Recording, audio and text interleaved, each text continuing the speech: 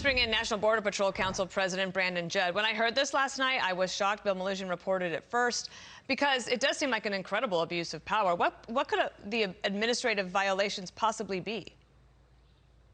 Well, this is disgusting. Every single American citizen should be extremely upset about this. This is a president using his executive authority to go after individuals. He wasn't able to get them criminally because that's out of his purview. He can't control what a jury would do, but he can control the administrative process. These are executive branch employees. The Office of Professional Responsibility, they fall under the executive branch. Because of what the president said, these investigators had no choice but to find some sort of wrongdoing. And I promise you, we will vigorously defend these allegations against these agents. We know that they did nothing wrong. We know that it was a powder keg. We know that they were sent there to do a specific job, and they did that job, and now they're coming back to be vilified. This is President Biden using his political powers to go after what he perceives as political enemies. That should never happen in this country. So you're saying that quote we just ran there when he said those people will pay, that something has to happen because of that statement.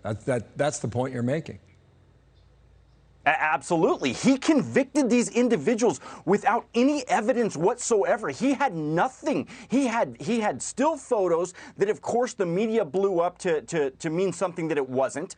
He didn't look at all of the photos. There were plenty of photos that clearly showed that nobody was strapped, and he still went after these individuals. That's the executive authority, and that should never happen in the United States. But again, we don't know exactly what the charges are. We know that the charges are going to come down. It's not going to be announced. This process is supposed to be a silent process, but of course it gets leaked to the media. That's what we see under this president. But we will vigorously defend these agents. It does seem like we'll wait. We'll see what the charges are, but it does just on it right now today feel like an egregious abuse of power. And to me, these agents deserve an apology, not more condemnation. And the other thing is, don't we need all the workers that we could possibly get to actually be doing their jobs on the border?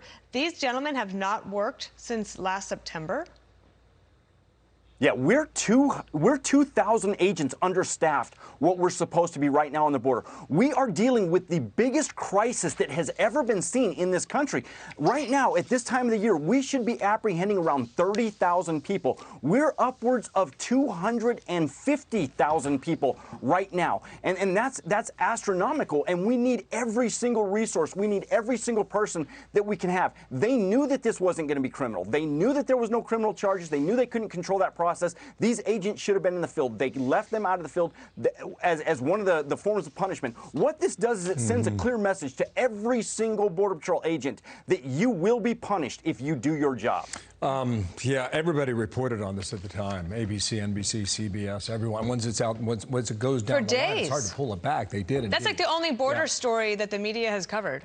That's true. That one, and they Brandon were wrong. Judd, thank you so much for your time. Hey, it's Will Kane. Click here to subscribe to the Fox News channel on YouTube. It's the best way to get our latest interviews and highlights. And click to subscribe to the Will Kane podcast for full episodes right now.